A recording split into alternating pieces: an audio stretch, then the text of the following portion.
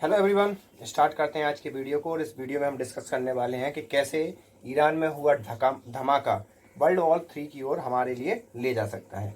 तो इसकी कहानी स्टार्ट होती है ईरान पर लगने वाले प्रतिबंध से और अमेरिका और ईरान की दुश्मनी से। अमेरिका ईरान की दुश्मनी के कई कारण हैं। सबसे पहले अमेरिका का सऊदी अरेबिया को सपोर्ट करना, ये एक सबसे बड़ा कारण है जो कि 1945 से अमेरिका करता आ रहा है, क्योंकि Saudi Arabia Sunni majority country है और जो ईरान है वो स्पेसिफिकली सिया बेस्ड जो मुस्लिम होते हैं उनका देश है। तो ये तो एक जग जाहिर है कि भाई ईरान और अमेरिका क्या होते हैं, दुश्मन है एक दूसरे के। अभी ईरान साथ ही साथ इजराइल का भी क्या करता है, विरोध करता है। ये थोड़ा सा एक जियोपॉलिटिकल गेम है कि देखो ईरान क्या है, सिया मुस्लिमों का देश है, स्टिल वो क्या करता है, फिलिस्तीनियों को सपोर्ट करता है। ये दोनों एक क्या कहते हैं, विरोधाभास कह सकते हो आप, लेकिन ये है।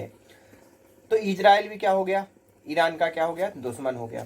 अब हाल ही में क्या हुआ, आपको याद होगा 2016 या 17 की बात है, कासिम सुलेमानी जो एक्सटेंडेड फोर्स थी, ईरान की एक्सटेंडेड फोर्स है जो कहाँ कहाँ है, हूती यमन में है, लेबनान में हिजबुल्लाह हो गया, और यमन में हूती विद्रोही जो सुने होंगे, वो कहीं ना कहीं इनडायरेक्टली किसकी फोर्स है, किसकी एक्सटेंडेड फोर्स है, ईरान की फोर्स है। ईरान ही उनके लिए फंड करता है और ईरान ही उनके लिए आगे बढ़ाता है।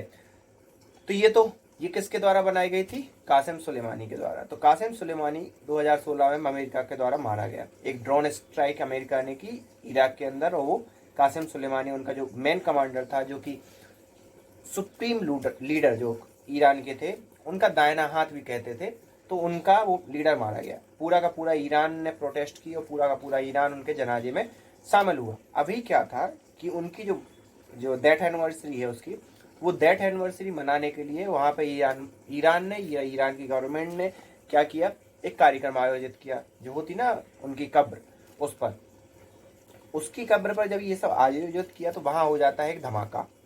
और उस धमाके का सबसे बड़ा परिणाम ये होता है कि आपको मालूम होगा कि इजराइल और फ़लस्तीन या गाजा का जो युद्ध चल रहा है, उसमें ईरान गाजा का साथ दे रहा है, इजराइल उसका शत्रु मान रहा है इजराइल को।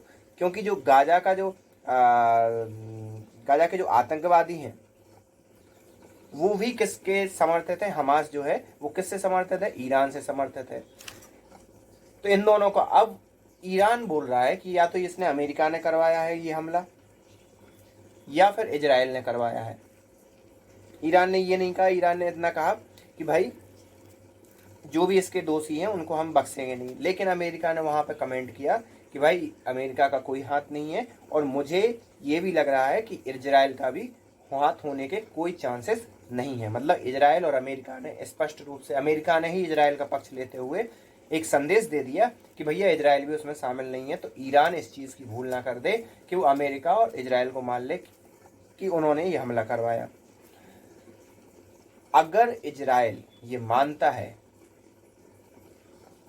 कि अमेरिका ने ये हमला करवाया और अमेरिका पर हमला करता है, तो आप ये समझ के रखो कि ईरान बर्बाद होने वाला है। और अमेरिका यही चाहता है। अभी चुनाव होने वाले हैं, डेमोक्रेटिक की सरकार है, और डेमोक्रेटिक के जो राष्ट्रपति होते हैं वो जनरली, उनको युद्ध पसंद होता है। वो जनरली अगर कहीं वर्ल्ड में अस्थिरता ना चल रही हो तो उनके लिए खाना नहीं हजम होता। चाहे आप बुश देख लो, जॉर्ज डब्ल्यू बुश, चाहे ओबामा देख लो, और अब यहाँ पर ये देख लो। तो इन सब चीज़ों का ये पूरा कायाकल्प मिला जुला हो रहा है, जिसमें बहुत से लोग मारे गए, निर्दोष लोग मारे जाते हैं। कोई भी आतंकवादी हमला होता है उसमें निर्दोष लोग मारे जाते हैं। अब यहाँ पर आरोप प्रत्यारोप की बातें चल रही हैं, कहाँ तक ये गाड़ी आगे पहुँचती है बताएंगे आगे आने वाली वीडियो में, अगर कुछ अपडेट होता है। वर्तमान में देखो क्या होता है। मिलते हैं नेक्स्ट वीडियो में। आप इसके बारे में क्या सोचते हैं हमें कमेंट करके बता सकते हैं।